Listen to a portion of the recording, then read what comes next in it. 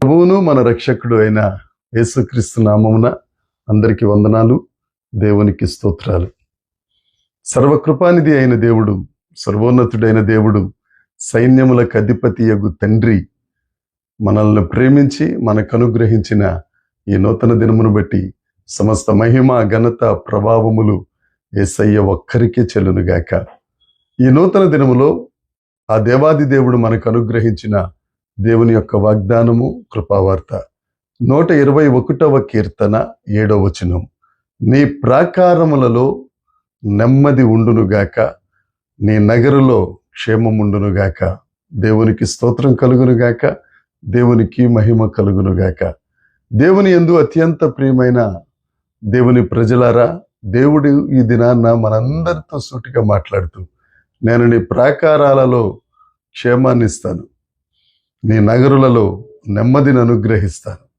అదే 121వ కీర్తన 6వ వచనం చూస్తే, యెరూషలేము యొక్క క్షేమము కొరకు ప్రార్థన చేయుడి, యెరూషలేమును ప్రేమించువారు వర్ధిల్లతారు. ఎవరైతే యెరూషలేము కొరకు ప్రార్థన చేస్తారో వారి బ్రతుకులలో అభివృద్ధిని అనుగ్రహించే గొప్ప దేవుడు మన దేవుడైన యేసుక్రీస్తు ప్రభు. అయితే ఆ దేవుడే చెప్తున్నాడు, నీ ప్రాకారములలో నెమ్మది కలుగునుగాక. మనకు నెమ్మదినిచ్చే గొప్ప దేవుడు ఒక ఆయన ఉన్నారు. మన ప్రాకారాలన్నిటిలో, మన కుటుంబాల్లో, మన సంఘాల్లో, మన సమాజంలో, మనం నివసిస్తున్న ప్రాంతం అంతా మనలను బట్టి, మనం దేవుణ్ణి నమ్ముకోవటాన్ని బట్టి ఆ దేవుడు నిన్ను బట్టి ఆ నగరులో నెమ్మదిని అనుగ్రహిస్తారు. నమ్ము దేవుని ప్రజలారా, అన్నీ ఉంటాయి కానీ నెమ్మది ఉండదు. లెక్క పెట్టుకోలేనంత డబ్బులు ఉంటాయి, బ్యాంకుల్లో ఉంటాయి, ఇంట్లో ఉంటాయి, నెమ్మది ఉండదు. బంగారు ఉంటుంది, వెండి ఉంటుంది, రకరకాల నగలుంటాయి, కానీ నెమ్మది ఉండదు. చాలా మంది చెప్పుకునే మాట ఇది, అన్నీ ఉన్నాయండి, నెమ్మది మాత్రం లేదు. తమిళనాడులో చాలా ప్రఖ్యాతిగాంచిన ఒక హీరో గారు, ఆయన చెప్పే స్టేట్మెంట్ ఏంటంటే, నాకు అన్నీ ఉన్నాయి, నెమ్మది తప్ప. గొప్ప దేవుడైన యేసయ్య నీకు నాకు వాగ్దానం చేస్తూ ఈ దినాన్ని చెప్తున్నారు, నీ ప్రాకారాలన్నిటిలో నెమ్మది, నీ నగరులో క్షేమం. క్షేమం లేక ఎంతమంది మాట్లాడుతున్నారండి, ఎంతోమంది చెల్లాచెదరైపోతున్నారు. ఆ క్షేమం అనేది ఏదో కొనుక్కొచ్చుకునేది కాదు. నెమ్మదిచ్చినా క్షేమం ఇచ్చినా దేవుడే మనకు దయచేయాలి. ఆ దేవుడు మనకు వాగ్దానం చేస్తున్నారు, నేను నీకు నెమ్మదినిస్తాను, నీకు క్షేమాన్ని ఇస్తాను, నేను వర్ధిల్లింప చేస్తాను, నీకు అభివృద్ధి కలుగజేస్తాను. అభివృద్ధులన్నిటిలో ముఖ్యమైన అభివృద్ధి ఆత్మాభివృద్ధి.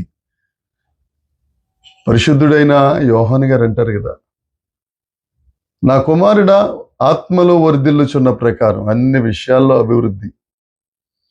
మనం ఆత్మలో వర్ధిల్లాలి. ఆత్మలో వర్ధిల్లాలి అని అంటే వాక్యం చదవాలి, ప్రార్థన చెయ్యాలి, ఆ దేవుని సన్నిధి చేరాలి, ఆ దేవునితో సహవాసం చేయాలి. తప్పక ఆయన నీ ప్రాకారాల్లో నెమ్మదిస్తారు.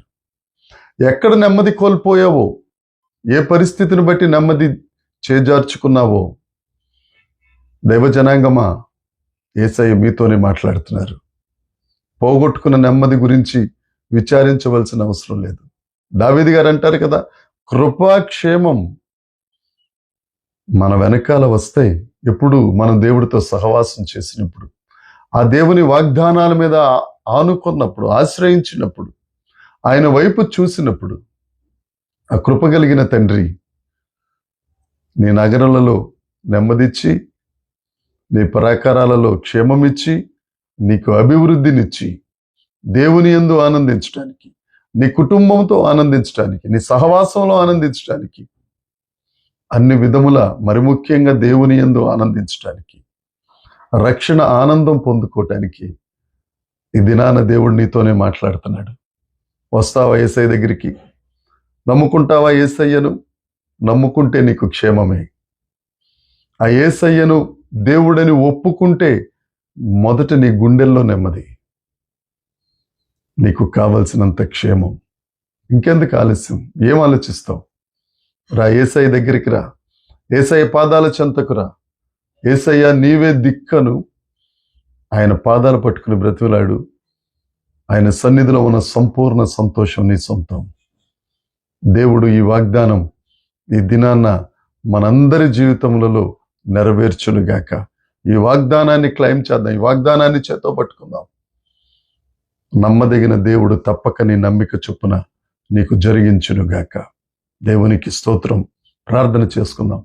పరలోకమందున్న మా తండ్రి, పరిశుద్ధుడా, కృపగలిగిన దేవానికి స్తోత్రం.